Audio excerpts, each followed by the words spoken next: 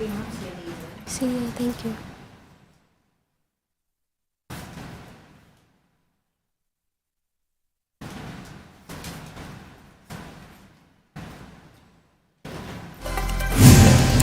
The Land Transportation Office is extending the validity of soon-to-expire driver's licenses. This is after the agency confirmed a shortage in the supply of plastic cards, which initially prompted them to issue licenses printed on paper.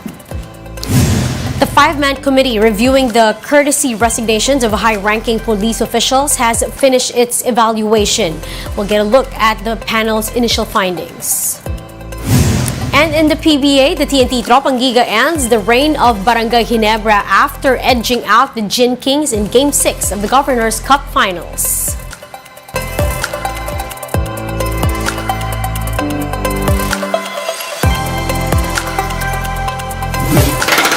Fast, focused, and fearless. Here's everything you need to know to jumpstart your weekend. I'm Riza Diaz. We begin today's newscast with the government looking into the claims of one security firm that several agencies had suffered a massive data breach. The details in this report by Elaine Fulgencio.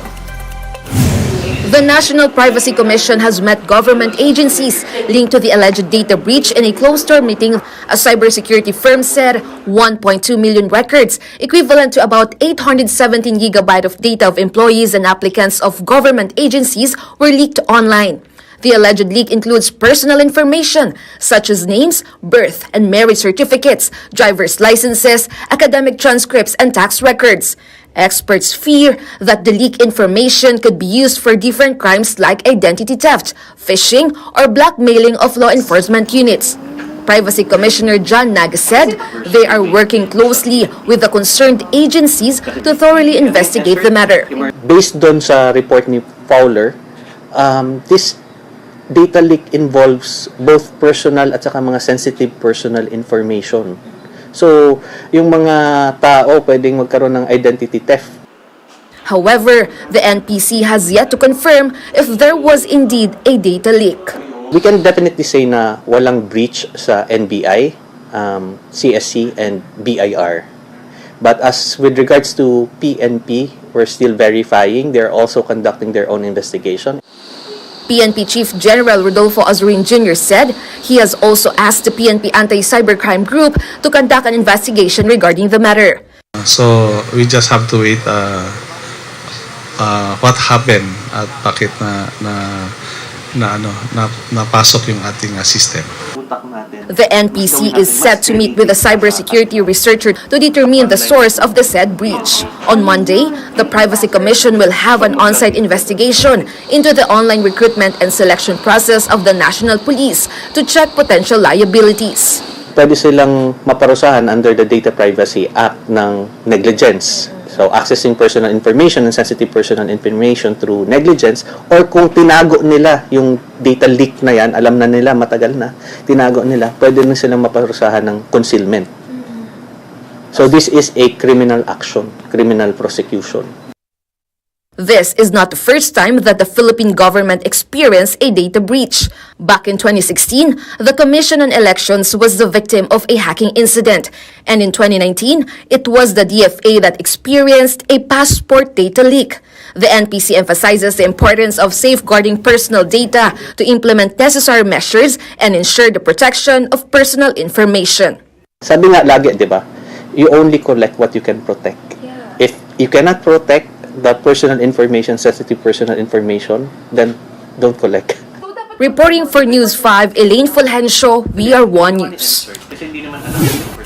Meanwhile, the Senate wants to start an investigation into this alleged data breach.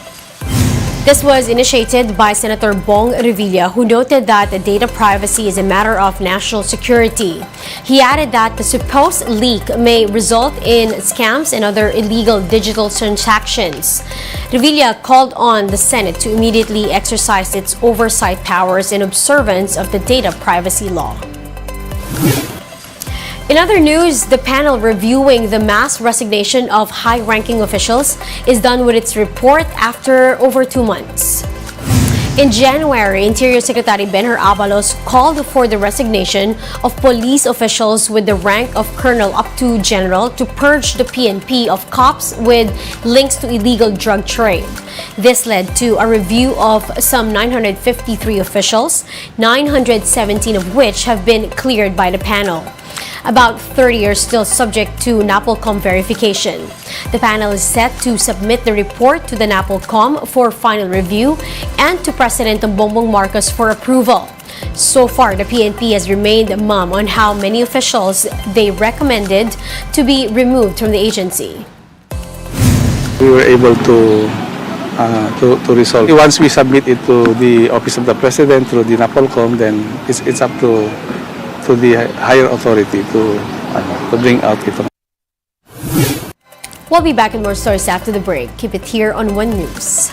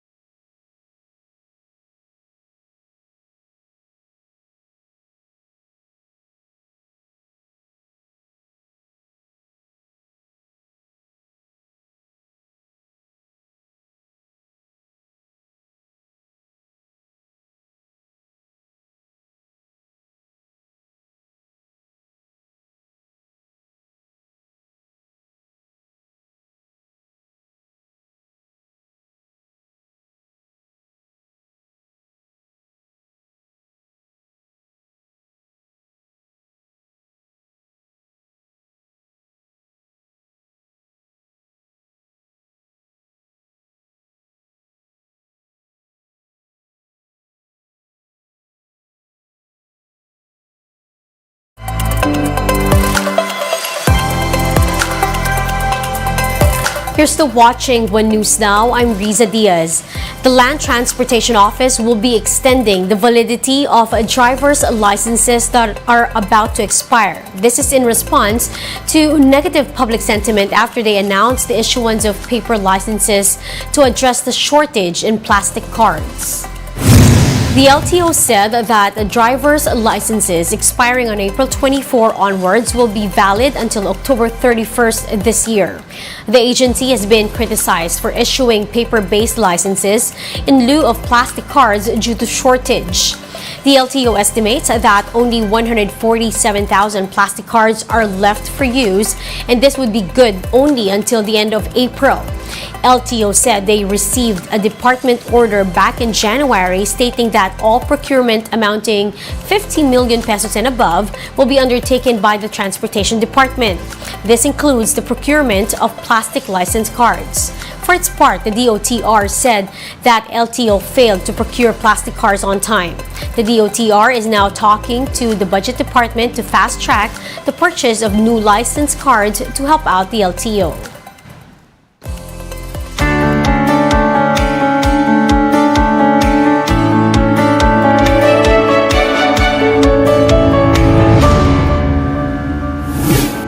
One overseas Filipino worker was wounded in the ongoing violence in Sudan. The Philippine Embassy in Egypt is now looking to evacuate affected Filipinos once the fighting clears. Camille Samonte with the report. The Department of Foreign Affairs confirmed that a Filipino was hurt amid the ongoing clashes between the military and paramilitary group Rapid Support Forces in Sudan. The injured Filipino was hit by a stray bullet but is now in good condition. Ang nangyari, nasa labas siya, tapos yun, natapisan ng baril, ng pala. Ngayon, dinala siya sa ospital at magaling na raw siya. Ayaw niya masyadong publicity daw eh. Kasi nga, illegal siya eh. Pero yun nga, siya lang ang alam namin na injure. With this, Filipinos in Sudan are advised to stay home as the Philippine Embassy in Egypt is finding ways to conduct land evacuation. Dadala, mag-alkila ng mga vehicles, papasok ng Sudan, ita-drive sila papuntang Egypt. That's about 10 hours away. Pero hindi namin sinasabi sa mga sa mga Pilipino na pumunta sa isang evacuation center. Based on the latest data, there are more than 400 Filipinos in Sudan. The Philippine Embassy in Egypt has received 86 requests for evacuation and repatriation from Filipinos who are affected by the ongoing violence in Khartoum, Sudan. Of them is John Deza, who lives near a military base. He says they are now running out of food supply and there's no electricity. Mga aeroplano po, sinunog po nila. Ayan po yung ano po dito. Medyo hindi po kami okay kasi wala pa pong lumalapit sa amin mga tulong. Wala pa po kami ditong mabilang pagkain, tubig, kuryente po, wala po lahat. Sarado po lahat. Aside from this, they also need to be wary of looting residents. May mga ibang lugar na nagluluting na sila, pinapasok nila ibang bahay. Meron ng ibang lugar na gano'n. Pinagnanakawan na sila. Pinagnanakawan na yung ibang bahay. Yan ang kinakatakot namin kung yan ang gagawin sa amin na papasukin na kami dito. At least 350 people have been killed while more than 2,000 people were injured amid the attacks. Sudanese army and the RSF had agreed to a 72-hour truce. The ceasefire could provide a crucial window, not just for aid distribution and medical care, but for foreign governments to rescue their citizens stranded in Sudan. For News 5, Camille Samonte, We Are One News.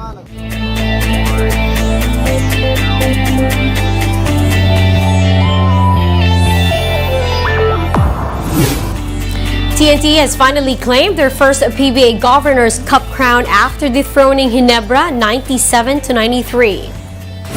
It was mostly a close match through the first three quarters, but at the final minutes of the fourth, Tropangiga finally exploded, prompted by a free-pointer by Mikey Williams.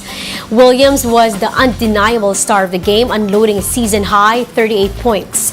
He was also made MVP of the Cup.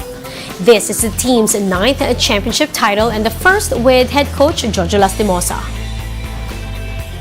It's a huge blessing. You know, we really worked hard for this. It all paid off for this moment right here. It's amazing. Actually, it doesn't sunk in yet. And I know it is going to be hard to beat Ginebra with Tim going there.